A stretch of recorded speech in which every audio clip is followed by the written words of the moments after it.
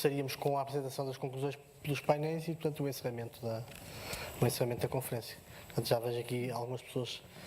A Eva Bacelar aqui foi a primeira a manifestar a sua vontade. Esta senhora aqui à frente. Eu só queria pedir, como eu não pude ir a todos os painéis e tenho imensa pena porque chego à conclusão que houve coisas muito interessantes às quais eu não pude assistir. Não quer dizer as que eu assisti não fossem também interessantes, mas eu gostava de pedir ao tal jovem da Anbabel que explicasse um pouco como é que funciona, porque eu outro dia ouvi falar nessa empresa e fui à net e verifiquei que havia traduções que, foi por mera curiosidade, verifiquei que havia traduções que me pareceram muito bem feitas, mas parece-me que compreendi, só fui uma vez, parece-me que compreendi que o sistema me dá o direito de corrigir aquela tradução, de modificar aquela tradução, na mesma filosofia do Wikipédia, que quem quiser vai lá escrever. E eu pensei, então, mas quem me garante que eu vou melhorar esta tradução? E os direitos de autor da pessoa que traduziu aquele texto? E acabei por não compreender muito bem como é que funcionava. Não sei se é possível que ele nos dê uma ideia, porque eu creio que este tema interessa às outras pessoas também. Como a provocação foi feita, respondo diretamente, depois temos 3 pessoas que já pediram para falar, a seguir à sua explicação, que lhe peço que seja breve. O site onde você foi não é bem a Unbabel, é o Unbabel News, que é um site, os nossos editores têm uma fase onde têm que fazer tarefas para ser avaliados, de onde nós não ganhamos nada e as pessoas não ganham nada. São blogs da internet. E essas notícias nós estamos todas a pô-lo num site chamado Unbabel News, que a ideia é que as pessoas podem ler notícias do mundo todo na sua língua. Onde nós temos pouco controle da qualidade, porque pode ser uma pessoa que está a fazer uma tarefa só para experimentar, para ter feedback. Daí esse mecanismo que tipo Wikipédia as pessoas podem editar. Esse não é o processo que a gente faz para vender traduções. Muito obrigado. Ali em cima houve 2 pessoas que levantaram o braço muito próximas uma da outra e depois o Manuel Barata será o terceiro. Fátima Castanheira, eu gostaria aqui de levantar algumas questões devido à razão que foi agora apresentada pela pessoa que me precedeu. Não foi possível estar em vários painéis ao mesmo tempo e é um painel que me interessaria também bastante, que era o painel das ligações entre o mercado, o setor público, as universidades, etc. E neste contexto eu gostaria de dizer que, e chamava aqui a atenção um pouco para as instituições portuguesas, sobretudo para o interesse que há, e isso de facto ficou bastante claro no painel em que eu participei sobre a era digital e a necessidade que há de o português acompanhar todo este desenvolvimento. Há aqui uma questão que continua em aberto e que, sobretudo nós, tradutores sobretudo de áreas técnicas, áreas científicas, nós defrontamos muito com a falta de terminologia portuguesa nas áreas técnicas e nas áreas científicas, de terminologia validada, de conceitos pensados e atuais. E eu, nesse sentido, gostaria de chamar a atenção aqui dos representantes da DGTK aqui presentes e também das universidades que estão aqui presentes e também talvez de alguns representantes aqui do setor público, sobretudo na área da educação, da necessidade que há de se fazer qualquer coisa junto das universidades, dos doutoramentos, de tudo aquilo que se escreve em português, pois cada vez mais, como se sabe, as teses de doutoramento são escritas em inglês para poderem ter acesso direto à publicação nas revistas internacionais de especialidade, e o que acontece é que, paralelamente a isto, há um empobrecimento contínuo da língua portuguesa. Nós temos muitas dificuldades, às vezes, em conseguir obter os equivalentes em português de línguas como o alemão, o inglês, etc. E isso, de facto, é um problema. E nesse sentido, gostaria só de chamar a atenção desta matéria para ver se consegue, digamos, fazer algo no sentido de enriquecer a nossa língua, porque só assim é que se compreende que ela seja a 5ª língua mais falada do mundo e tem que, de facto, desenvolver, porque se este trabalho de aprofundamento e enriquecimento não tiver lugar, nós vamos ficar para trás, por tudo o que tem a ver com ciência, com tecnologia, etc., e com o mundo científico, não acompanhará este desenvolvimento. Esta era uma questão. Uma outra questão tem a ver com a tradução automática, que é um tema super interessante, super atual, e que eu, enquanto, digamos, presente no mundo da tradução desde há muitos anos, tenho vindo a acompanhar e tenho vindo a tentar, digamos, descobrir qual é a melhor forma de tratar desta matéria.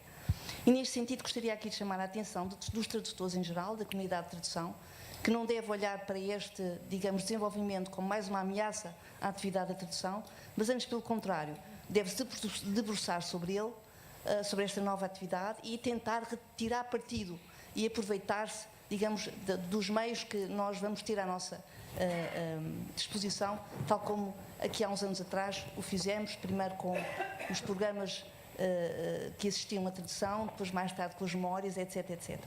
Neste contexto, há neste momento uma situação que está muito pouco clara e eu pensei que no painel da era digital fosse dado um pouco mais de esclarecimento sobre este assunto, sobre que meios é que existem neste momento à disposição do mercado. Sim, senhora, sabemos que na DGT existe, de facto, já um desenvolvimento bastante aprofundado desta matéria e foi com muito orgulho que também ouvi dizer que a Unidade Portuguesa de Tradução esteve na vanguarda de todo este desenvolvimento, mas acontece que cá fora, digamos, ainda há muita falta de conhecimento. Existe o Google, que é fantástico, mas a utilização do Google traz um problema, que é o problema da confidencialidade. Quando todos os tradutores profissionais têm a obrigatoriedade em relação ao seu cliente de não divulgar, digamos, os conteúdos que são dados, encomendados para traduzir, e por isso mesmo há uma falta, digamos, de meios ainda que sejam fiáveis e que sejam legais para podermos avançar nesta área que é de facto muito importante. E são estas duas questões que eu gostaria aqui de falar. Atrás estava Não sei, está ligado. Eu sou Ana Luísa Faria, da Unidade de Língua Portuguesa do Conselho da União Europeia. Queria, antes de mais, agradecer à Cristina de Préter o convite para participar nesta conferência e levantar uma ou duas questões que se calhar já deveria ter levantado mais cedo, mas mais vale provavelmente tarde que nunca. Uma delas foi levantada pela colega que está aqui sentada à minha frente, que é um problema com que deparamos na nossa vida cotidiana. Nós também somos tradução das instituições, também somos administração pública. Não somos a administração pública portuguesa, mas também somos uma tradução da administração pública. Estamos, de certa forma, ao longo dos anos, fomos criando uma linguagem que nem sempre é um português, uma variante do português que nem sempre é o português que se fala em Portugal, ou que às vezes tende a afastar-se, e há uma enorme necessidade de virmos beber à fonte, em termos de terminologia, de fraseologia, de linguagem jurídica, de convenções da língua. Ora, nós temos cada vez menos onde ir buscar matéria, acabamos por funcionar um bocadinho como a serpente a morder a sua própria cauda, a citar-nos a nós próprios, a citar a terminologia de um regulamento anterior ou de uma diretiva anterior, que por acaso fomos nós ou os nossos colegas de há 30 anos a traduzir. Porque os contactos com os especialistas, e por isso é que eu esperava talvez mais alguma coisa do painel das sinergias. Não se trata apenas de sinergias entre os departamentos de linguística das universidades e a administração pública portuguesa, mas entre os departamentos de todas as disciplinas científicas, que são eles também, de certa forma, em colaboração com os departamentos de língua, que podem criar uma terminologia portuguesa. E nós precisamos ter uma terminologia portuguesa. O interveniente que disse nós passamos o dia a falar inglês e nem sequer, quando pensamos, nem sequer já sabemos como é que isto se diz em português, e nós temos a linguagem cheia de crowdfundings e startups, tudo isto será possível dizer-se em português, mas nós não o fazemos. E eu penso que este esforço seria muito importante. O segundo ponto era também o da tradução automática, que acabou por invadir um pouco também, seria natural e óbvio que se falasse no painel da inovação e das novas tecnologias, mas também acabou por se falar muito no painel das sinergias. Ora, não sei, eu na minha vida anterior também fui ainda não havia nem internet, nem memórias de tradução, nem muito menos tradução automática, ou então talvez só os serviços secretos que tivessem um esboço dessas tecnologias, mas vejo, portanto já perdi, desde há 18 anos que estou em Bruxelas, um pouco o contacto com o que é o mundo da tradução independente a recibo verde. Verifico que os colegas, pelo que pude ouvir, têm algumas razões para considerar a tradução automática como um inimigo.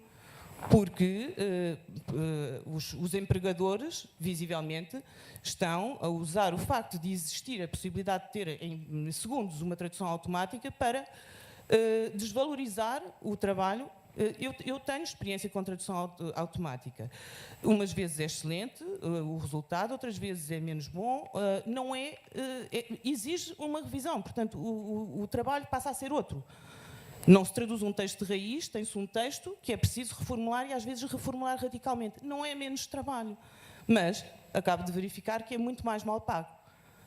E, por isso, percebi que há quem tenha muitas razões para considerar como inimigo, de maneira esta nova tecnologia. Por esta razão económica, não por sermos os tais portugueses que dão com o martelo no teclado hit da keyboard. Não estou de todo nesse papel, mas enfim, gostaria que numa sala cheia de tradutores humanos não houvesse como única conclusão positiva a sinergia entre a administração pública e a tradução automática. Pronto, era só isto. Obrigado. Manuel Barata.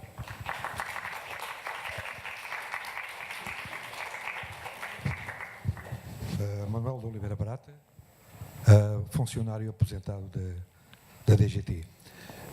Eu assisti com muito prazer ao painel sobre a tradução na era digital. Não digo que tenha sido o melhor painel, mas foi um bom painel. E quanto à intervenção do meu ex-colega Lá, mas Hilário não teve nos Fontes, outros, como é que sabe?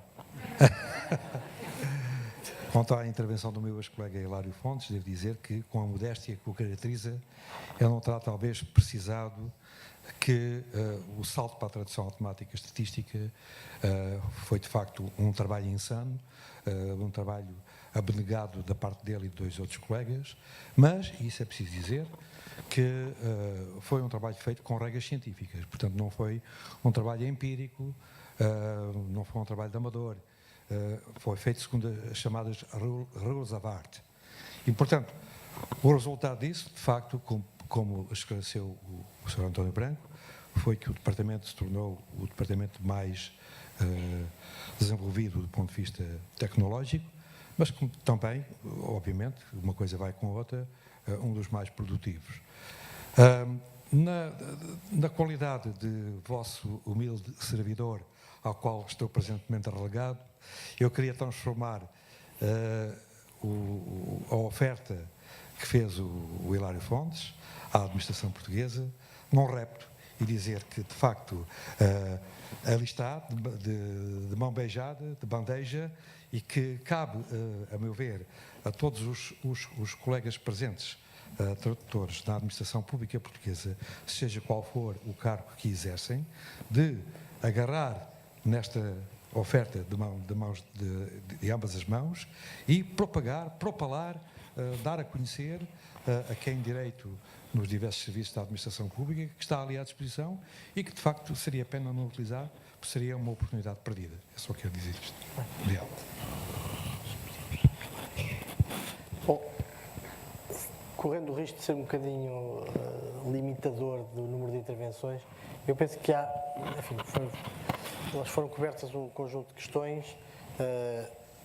Acho que estamos na hora, talvez, de fazer as conclusões por painéis, a não ser que queira alguém ainda dar algum esclarecimento em relação às questões que foram levantadas. Eu, em relação acho que foram levantadas ali sobre a tradução automática, terei respostas na apresentação das conclusões do painel. Não sei se alguém quer fazer alguma intervenção mais, senão a Joana iniciaria uma passagem rápida pelas conclusões das várias mesas. Eu acho que era, enfim, é o momento certo para. Não sei se ainda o Hilário queria Obrigado. Eu só queria aqui frisar a questão em relação, uma vez que se falou da terminologia, há terminologia portuguesa, técnica, nomeadamente do Instituto Português da Qualidade, eu referi isso no painel, mas utilizar essa terminologia é muito complicado, é preciso comprar as normas, a sua utilização é complicada. Eu posso perceber que o Instituto Português da Qualidade precisa desse dinheiro para financiar a sua tradução, etc. Mas, que diabo, se nós queremos que a terminologia portuguesa das normas, se a queremos aplicar, ela deveria ser divulgada. E a prova, nós compramos as normas na União Europeia, mas ainda não as transformamos em texto para a tradução automática e para as memórias de tradução, porque temos algumas dúvidas sobre se o podemos fazer. E, provavelmente, talvez, se respeitarmos à letra aquilo que as condições de utilização, provavelmente não. Acho que haveria que refletir. Uma outra coisa também que eu vi na Universidade do Minho, que eles têm as coisas interessantes em termos de corpora, foi que eles fizeram uma compilação do RCAP portanto eles não está disponível o corpus do RCAP, em que há muita terminologia. O RCAP são os resumos das teses e, portanto, há lá bastante terminologia, é interessante. Não está disponível para descarregamento. Penso também porque eles terão dúvidas se o podem disponibilizar ou não, mas está disponível para pesquisa. Eles têm lá uma interfacinha para pesquisa, onde é possível fazer pesquisa em contexto. Muito obrigado.